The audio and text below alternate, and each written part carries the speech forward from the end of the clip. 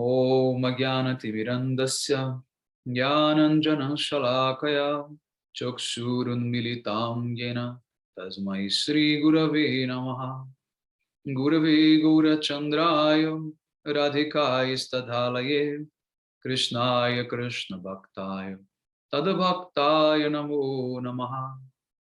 Narayanam Gurum Vande Sharanyam Bhakta Bandhavam Gauramanovistam Purnam Radhadasyam Pradayakam Rupandugacharyaparyam Burupamanjari Preshtakam Patita Pavana Bandhavam Yugacharya Narayanam Vancha Kalupataruvyascha Kripa Sindhubhya Evacha Patitanam Pavanebhyo Vaishnavebhyo Namo Namaha.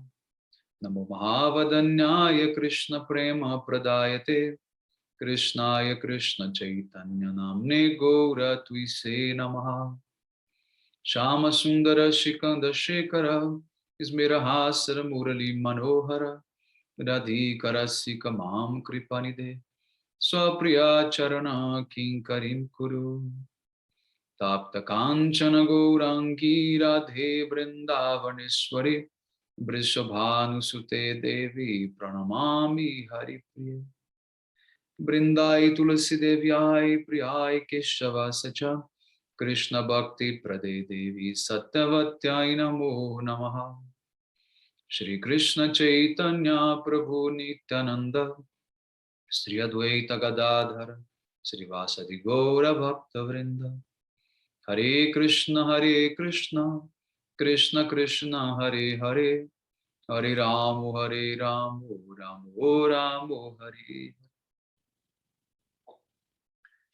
So first of all, I begin offering my most humble obeisances to the dust of the lotus feet of Paramaradatama Sri Guru Pada Padma, Nitarila Pravishta Om Vishnu Pada Paramahamsa Paribrajacharya, Ashtotara Sata Srimad Shila Bhakti Vedanta Narayana Goswami Maharaj Shila Gurudev, and to my most worshipable Shikshan Sannyasa Guru, Nitarila Pravishta Om Vishnu Pada Paramahamsa Paribrajacharya, Astotara Sata Srimad Shila Bhakti Vijnana Bharati Goswami, and to all Shirupano Gauriya Guru Varga, to all Tridandi Sannyasis, Brahmacharis, Vaishnavas, and to all the assembled devotees here today, my most respectful obeisances. So by the causeless mercy of Srila Gurudeva and all Mahabhagavatas Acharyas, we are able to assemble here one more time to continue reading from Sri Ramananda's Samvada, the chapter about Krishna Tattva. As revealed in higher Shirsha Paramcharatra, those who are well versed in understanding the fundamental truths have explained that the ultimate object, the Lord, who is signified by his mantra, the reciter, the presiding deity. Oh, no, that's not. Oh, this 137 page was when I came back to answer the question that Prabhu asked last time. We are much ahead of 137.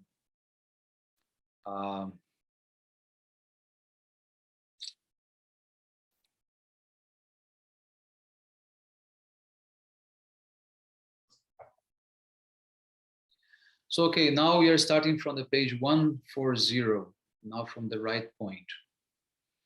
So it is stated in Bhakti Rasamrita Sindhu that there are 12 rasas. There are 5 mukhya or primary rasas, namely Shanta, Dasa, Sakya, Vatsalya, and Madhurya. And the Guna or secondary rasas are 7 in number, namely laughter, Hasya, compassion, Karuna, Shivari, Vira, fear, Bhayanaka, disgust, Vibhatsa, and astonishment, Adbhut. The object, Vishai, and the receptacle, Ashray, or the object of relish, Aswadya, and the relisher, Aswadaka, of all of these rasas is Shri Krishna himself. A description of the 2 aspects of Sakya rasa is given as an example here.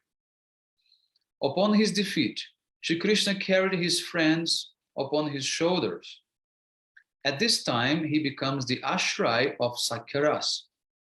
And when he is victorious and climbs upon the shoulders of his friends, he becomes the Vishai, or the taster of Saikharasa. So interesting to note that this aspect of Ashray and Vishai, that we know, Krishna being the Vishai, Vishai Bhagavan, and Radhika or Baladev, they being the Ashray Bhagavan. We see these things in a very broad way, right? But here, by this example, we can see how Srila Gurudev is putting it in a very subtle type of interaction. That when Krishna is carrying one of his friends on his shoulder, he's allowing them to enjoy Krishna. So in this way, Krishna becomes the Ashray. And then the friends become the Vishai.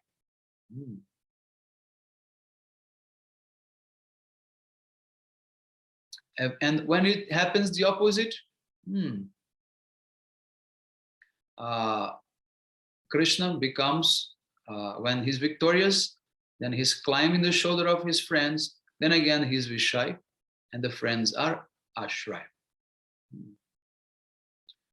Akilala Samrita Murti Prem Prashrimara Ruchi Ruddha Tarakapali Kalita Shamalalito Radha Prayam Vidur Jayati.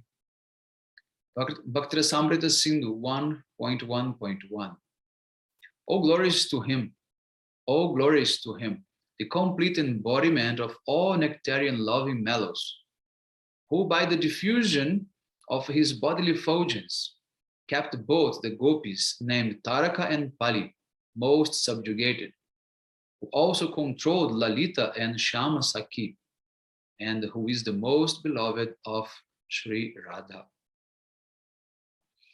This verse presents three adjectives establishing that Shri Krishna is the sole object of all rasas. Shri Krishna, the epitome of all nectarian rasa, is the only one who tastes the rasa of Sri Radha. She who surpasses everyone in qualities, sweetness, and cleverness.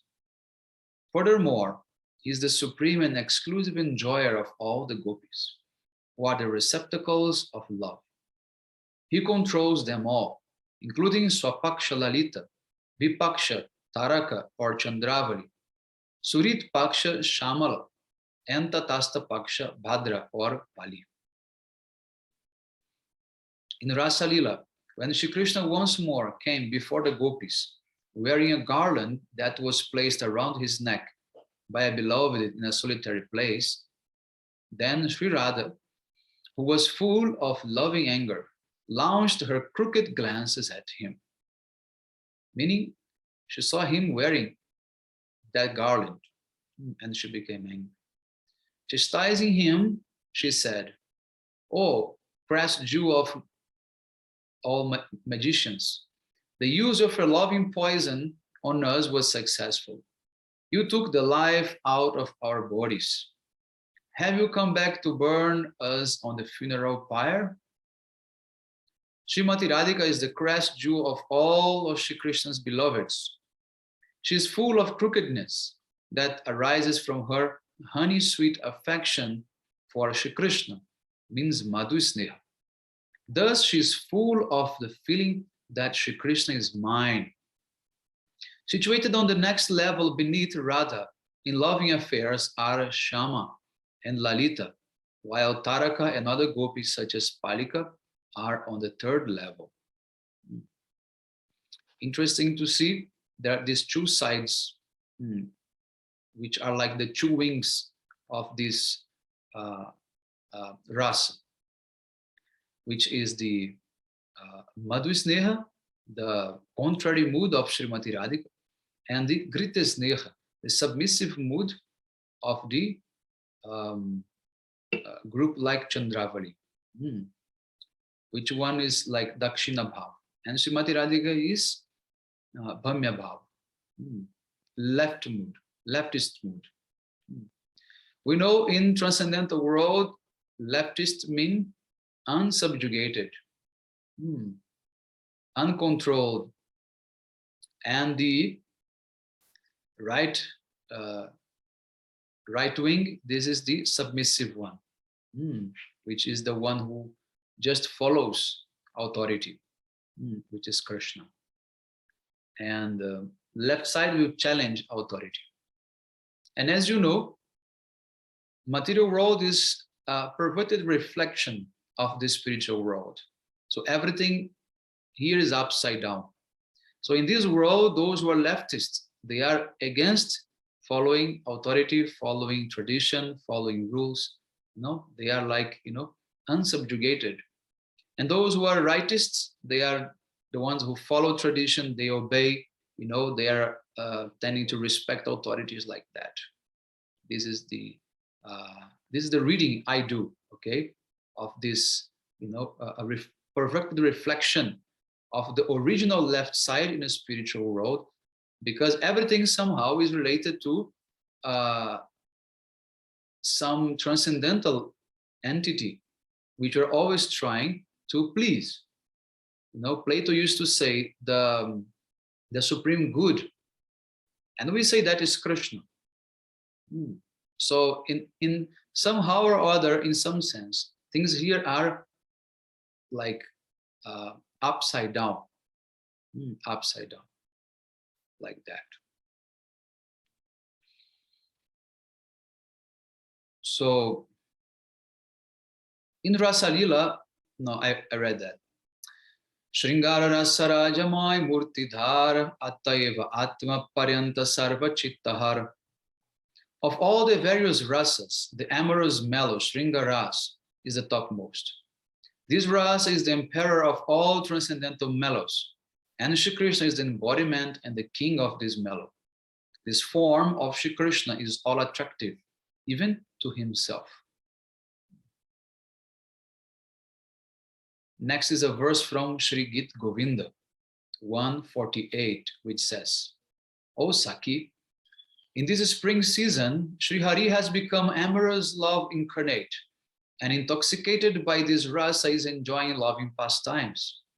With the limbs of his body, which are softer, darker, and more beautiful than a blue lotus, he begins the festival of love. With ever-increasing ardor, he is satisfying the gopis' unbridled passion for far in excess of their expectations. And having taken on an aggressive mood, the beautiful Braja maidens are fully and unrestrainedly embracing each and every limb of his body. Very beautiful. These descriptions of Sri Jayadeva Goswami. So this verse established that Shri Krishna is the very personification of the amorous mellow, or Shringar Rasa. Lakshmi Kantadi Avatarera Hariman Lakshmi Adi Nari Ganera Kore Akarshan. Sri Narayana, who is the beloved of Lakshmi and all the incarnations of Bhagavan, as well as Lakshmi and all the other female energies of these incarnations, are all attracted to Shri Krishna. So I remember last time talking, Jadava Prabhu, he asked me this question, say why Lakshmi Devi, she's attracted to Krishna, but at the same time, she's supposed to be completely satisfied in her ras, in her position with Lord Narayan, etc. So here is one of the answers. The answer is that everyone is attracted to Krishna, even Lord Narayan. Krishna is the all attractive. So his own expansions are not, exception. They are also attracted by Krishna. In this verse, very clearly it says, Sri Narayana, who is the beloved of Lakshmi and all incarnations of Bhagavan, as well as Lakshmi and all the other female energies of these incarnations, all are attracted to Shri Krishna. Shri Krishna attracts the hearts of Bhuma Purusha, Mahavishnu, Purusha Avataras, Sri Narayana, Lakshmi, and all others.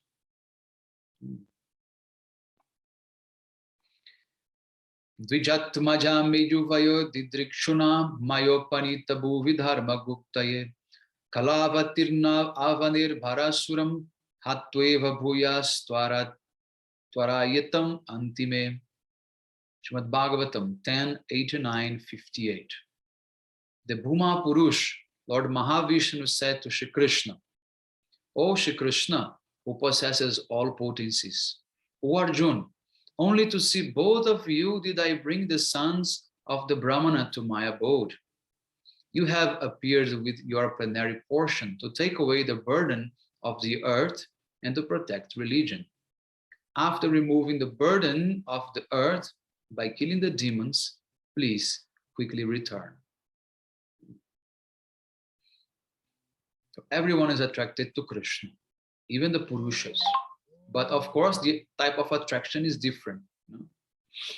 Narayana is not, but I will tell you, even Lord Shiva, he wants to go for Rasa Lila with Krishna, even though he's a Purush.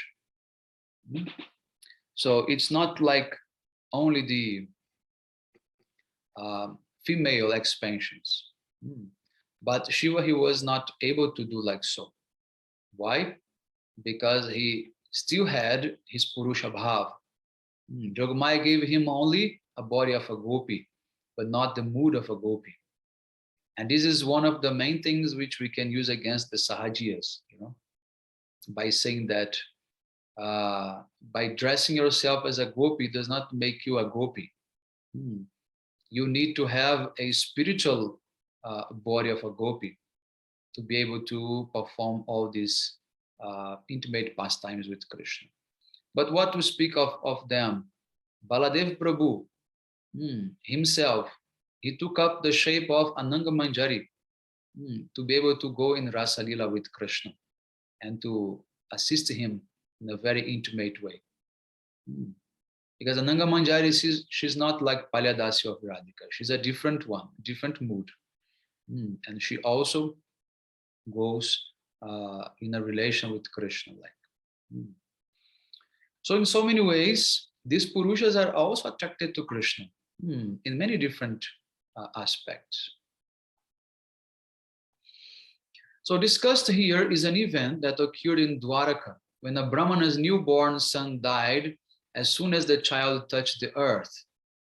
Taking up his son's dead body, the Brahmana placed it on the doorway of the royal palace and said, without a doubt, because of the bad behavior of this greedy, licentious, materialistic king, who is envious of the Brahmanas, my son has died. O king, who is coarse and violent, and whose senses are uncontrolled, ensures that his subjects will always remain poor and unhappy. The 8 sons of the Brahmana died successively in the same manner. The Brahmana placed all the bodies of his dead sons at the palace gate. And the 9th of his sons died. Arjuna, who was standing near Bhagavan Shri Krishna, said, O Brahmana, is there no Kshatriya here in Dwaraka who carries a bow? This time I will protect your son. The Brahmana replied, if my sons could not be protected by Bhagavan Shri Krishna and Balaram, then what can you do? Arjuna said, my name is Arjun. And the name of my bow is Gandiva. After I fight with Jamaraj, the god of death, I will protect your son. When the time came for the Brahmana's wife to have their next son, the Brahmana sent word to Arjuna, who arrived there and by his barrage of arrows formed a complete cage around the maternity house. At the time of birth, the Brahmana's son cried and cried until suddenly the child completely disappeared from the maternity room. By the strength of his mystic power, Arjuna went to many planets looking for the child. When he could not find him anywhere, he prepared to give up his life by entering fire and immolating himself. Witnessing this, Bhagavan said to Arjuna, come with me, I will show you all the sons of the Brahman. Both Arjuna and Shri Krishna mounted the chariot and crossed the 7 islands and 7 mountain ranges of this universe. As they approached Loka mountain, such a dense darkness came upon them that even the 4 horses pulling Bhagavan's chariot, namely Shaibhya, Sugriva, Megapushpa, and Balahaka, became bewildered and could no longer discern the correct path. Then Shri Krishna ordered his Sudarshan Chakra to proceed ahead of the chariot to show the way. Moving onwards, Arjuna and Shri Krishna entered Mahakalapuri, the city of Bhuma Purush or Sheshanag. That Sri Bhuma Purush rests on the causal ocean. He is the Lord of the spiritual sky and not different from Sri Narayana. That Bhuma Purush spoke this verse to Shri Krishna and Arjuna. Thus, it is clear that Shri Krishna captures the hearts of Bhuma Purusha or Narayana, and indeed all of Bhagavan's incarnations. This verse gives evidence of Shri Krishna's all attractiveness. The next verse presents further evidence of this. Kasyanubhavo syanadeva vidmahe tavangrirenu sparshadadhikara yadvanjaya shilalana charatapo vihaya kamam suchiram dritavrata. Bhagavatam 10:16-35.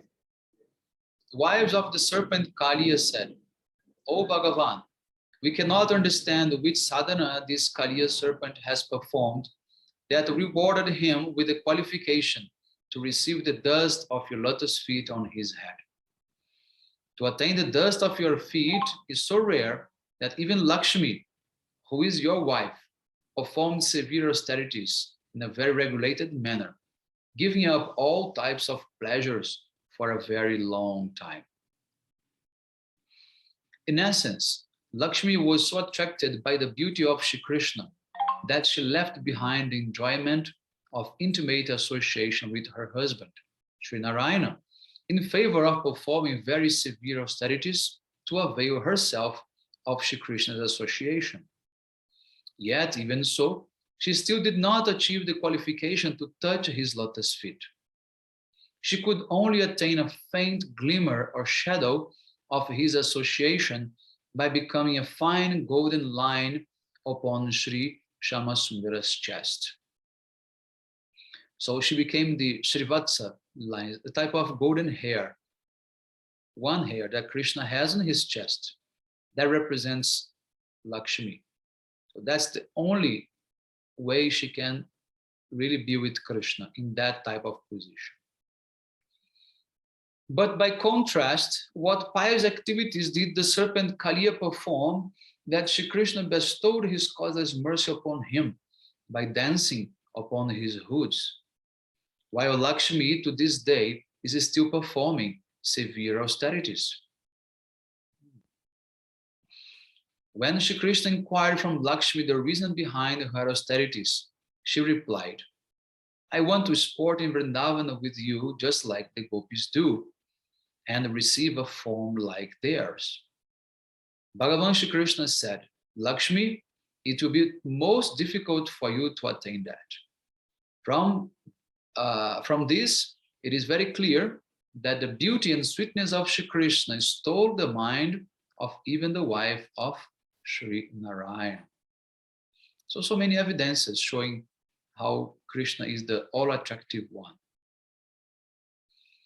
Apanna madhuri hare apanaraman apana panichahe korite alingan.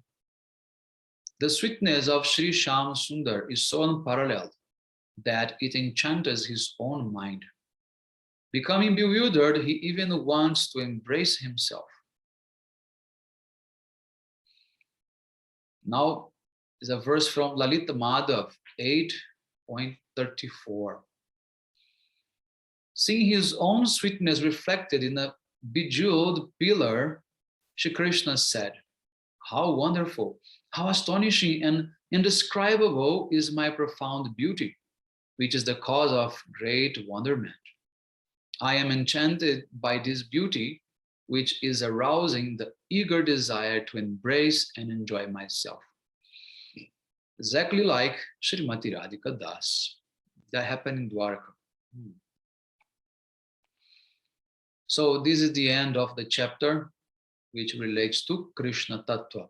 And now we'll begin the next chapter, which will be about Radha Tattva. Okay? Should we continue to this or start new from next? I think we can start fresh next class about Radha Tattva. And can we stop here and open for questions? The time is like almost gone as well. Okay, so let us see who is having some questions and some comments here.